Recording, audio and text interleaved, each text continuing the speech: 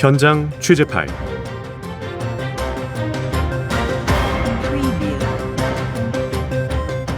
네, 현장 취재 파일입니다. 가톨릭 평화방송 보도국의 맹형균 기자 지금 바티칸에 나가 있는데요.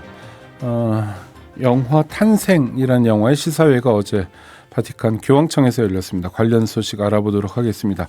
현장에서 취재 중인 맹형균 기자 나와 계시죠? 네, 로마에 나와 있습니다. 네, 시사회가 교황청에서 열린 거죠? 현장 분위기 좀 전해주시죠. 네, 어제 16일이죠. 오후 바티칸 뉴 시노드 홀에서 영화 탄생의 시사회가 열렸습니다. 유흥식 추기경을 비롯해서 파올로 루피니 교황청 홍보부 장관 등 교황청 고위 인사들도 대거 참석했습니다. 또 로마에서 근무하거나 유학 중인 사제 수도자들도 많이 참석했고요. 당초에 참석이 예정된 인원 사람이 넘쳐서 일부 관객들은 좀 뒤에 서서 영화를 지켜보기도 했습니다. 현지 매체들의 관심도 컸습니다. 로이터 통신, 로마 리포트 등의 취재진이 보였는데요. 그러니까 영화 탄생 자체에 대한 관심도 있었지만 어제 시사회가 열린 곳이 뉴 시노드 홀이라는 장소인데 여기가 원래 교황이 시노드를 소집했을 때 회의가 열리는 장소입니다. 영화 시사회를 위해서 이 공간을 쓰는 게 상당히 이례적인 일이었다고 합니다. 원래 로마에 있는 극장을 섭외하려고 했는데 일정이 쉽지가 않았고 그래서 대학 강당을 빌려야 하나 이렇게 추진되고 있었는데 덜컥 교황청에서 뉴 시노드 홀을 내어주겠다고 해서 성사한 겁니다. 그래서 현지의 관심이 더 컸던 것 같습니다. 네, 아주 고마운 일인데요. 우리 맹 기자님도 시사회 참석하셨죠? 예, 했습니다. 네, 영화 보시니까 어떻던가요?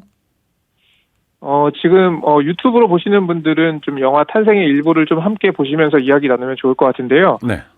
간단히 좀 특징을 말씀드리면 우리가 아는 김대건 신부의 여정이 있지 않습니까? 마카오 유학부터 난징 조약 체결 현장에서 지켜본 경험도 있고요. 또 조선 입국로를 개척하기 위한 여행들이 있었죠. 물론 신앙적인 내용도 나오지만 이 청년 김대건이 지금으로 치면 되게 어린 나이에 해외 유학에 올라서 좀 견문을 넓힐 수 있는 경험을 한 거잖아요. 그 경험을 통해서 제국주의 열강들 사이에서 이 조선 백성이 살아남을 수 있는 방법이 무엇인지 좀 고민을 많이 했던 모습들이 그려집니다. 되게 좀 잔잔한 영화로도 생각할 수 있는데 유머 코드도 많이 마련이 돼 있고요. 이 교회 공동체에서는 신분이 없어졌잖아요. 네. 과거 양반과 천한 계급의 사람이 친구가 되는 그런 것에서 나오는 재밌는 장면들이 있고요. 또 작은 배인 라파엘호를 타고 폭풍우를 만나는 장면은 해양 블록버스터 영화를 방불케 했습니다. 그러니까 김대건 신부의 여정 속에서 기쁨과 슬픔, 안타까움, 놀라움, 감동, 눈물까지도 다 나타나는 그런 영화로 볼 수 있을 것 같습니다. 네, 아주 적극적으로 칭찬을 해주시는데 저도 꼭 보도록 하겠습니다. 시사회에 앞서서 프란치스코 교황을 만날 아련할 기회가 있었다고요? 예, 그렇습니다. 그러니까 프란치스코 교황이 시사회에 직접 참석하진 못했어요. 그래서 시사회가 열린 어제 오전에 그 배우들을 비롯해서 영화 제작진 모두를 파오로 6세 홀에 마련된 아련실로 초청을 했습니다. 교황은 이 자리에서 문화적 수준이 높은 한국인들이 김대건 신부 영화를 만들었다는 사실이 굉장히 인상 깊었다 이렇게 이야기를 했습니다. 그리고 여러분은 미소를 잃지 않는 민족이다. 그리고 그 미소는 무엇보다 큰 외교적 힘이 있다 이런 점을 강조하기도 했고요. 또 전쟁을 겪은 한국이 다시 일어서는 시점에 교황은 아르헨티나에서 한국인들을 본 경험이 있다고 해요. 그래서 고된 일을 하면서도 늘 웃음을 잃지 않는 그런 민족으로 한국을 기억하고 있었습니다. 또 교황은 최근 이태원 참사를 겪은 한국인에 대한 위로의 메시지를 전하기도 했습니다. 앞부분에 제가 설명드린 희망적인 메시지를 먼저 전하고 발언 말미에 하나 더 말할 게 있다. 그러면서 이태원 참사 이야기를 꺼냈고요. 교황은 헬로윈 때 한국의 젊은이들이 그렇게 많은 불쌍한 젊은이들이 세상을 떠난 것을 마음속에 품고 있다. 희생자를 위해 기도했다고 말했습니다. 이때 장례가 좀 술렁이면서 눈물을 보이는 사람들도 있었습니다. 네, 교황께서 이태원 희생자들을 그렇게 많은 불쌍한 젊은이들이라고 표현했는데 네, 그러네요. 하여튼 또 우리 청취자들께 들려드릴 만한 에피소드가 있다면 뭐가 있을까요? 교황이 발언이 끝나고 개별적으로 짧게 교황과 인사를 나누는 시간이 있었는데요.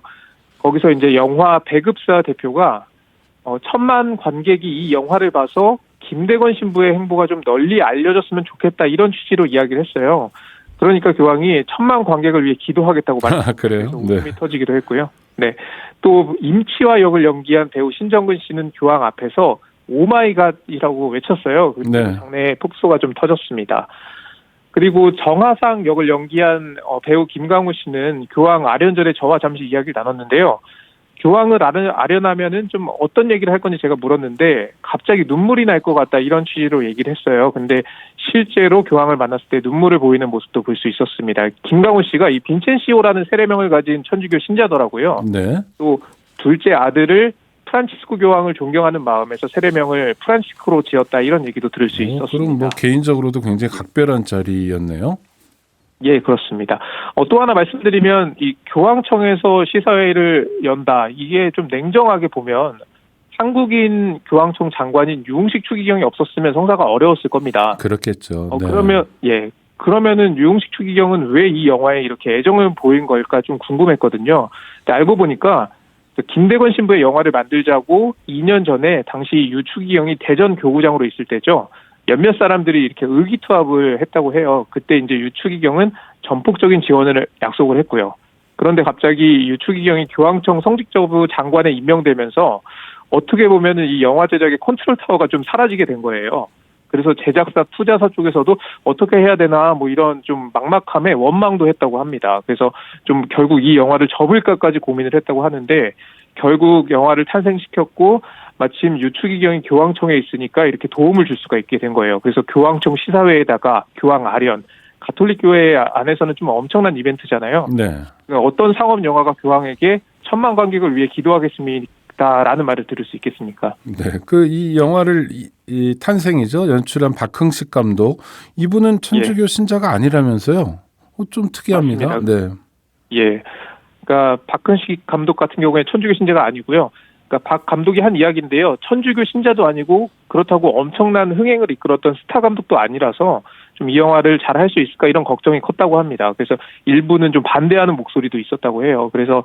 그런데 이 박흥식 감독이 김대건 신부를 연구하다 보니까 이분은 단순히 한국의 첫 번째 사제 이상의 의미가 있다 이런 게 느껴졌대요. 그러니까 연구를 좀 많이 했더라고요. 그래서 가톨릭 교회 안에서는 당연히 첫 번째 한국인 사제이고 또 순교자고 성인이니까 그렇게 공경을 하는 게 맞는데 신자가 아닌 사람이 인물을 연구하니까 좀 다른 부분을 주목해서 보더라고요. 어떤 걸까요? 예컨대 김대건 신부가 서양 열강들의 침략 기미가 보이자 그걸 막기 위한 행보들을 보인 점. 예를 들어서 뭐 영국 함장이 조선에 대해서 얼마나 알고 있는지 꼬치꼬치 파고드는 장면들, 또 체포된 다음에 조선 조정에 일부 협력하는 모습을 보인 점. 이게 이제 조선이 침략당하지 않도록 준비할 수 있게 도움을 준 거죠. 그러니까 순교하겠다는 마음은 이미 굳어진 상태였고요. 또 영화를 보면은 선글라스를 낀 김대건 신부의 모습도 나와요. 근데 이게 중국의 색안경을 달라고 주문한 부분이 김대건 신부 서한에 나오는데 단순히 멋을 내거나 해를 피하기 위해서가 아니라 해를 보면서 해의 위치를 보면서 해상에서의 위치를 확인하기 위해서 그게 필요한 것이었다. 이런 근거들을 좀 찾아내기도 했습니다. 네. 그러니까 박 감독은 아편 전쟁을 지켜본 그 청년 김대건 신부가 그러니까 조선에도 이런 일이 발생하면은 좀 조선 백성들이 힘들어질 테니까 그런 차원에서 열광의 침략을 막기 위해 바닷길을 찾았고 또 조선 백성들을 깨우칠 수 있는 게 천주교밖에 없었다고 생각한 것 같다. 이런 해석도 내놨습니다. 그래서 김대건 신부는 천주교를 지키기 위해서 순교했지만 다른 의미로는 국가나 백성을 살리기 위해서 순교한 것이다. 그것도 26살 청년이 이런 장면들이 영화 곳곳에 좀 녹아 있다고 하니까요. 11월 30일에 영화 개봉하면 직접 확인하시면 좋을 것 같습니다. 끝으로 제가 영화의 한 장면 준비했는데요. 네. 배우 윤시윤 씨의 목소리입니다. 함께 들어보시면 좋을 것 같습니다. 지금까지 로마에서 전해드렸습니다.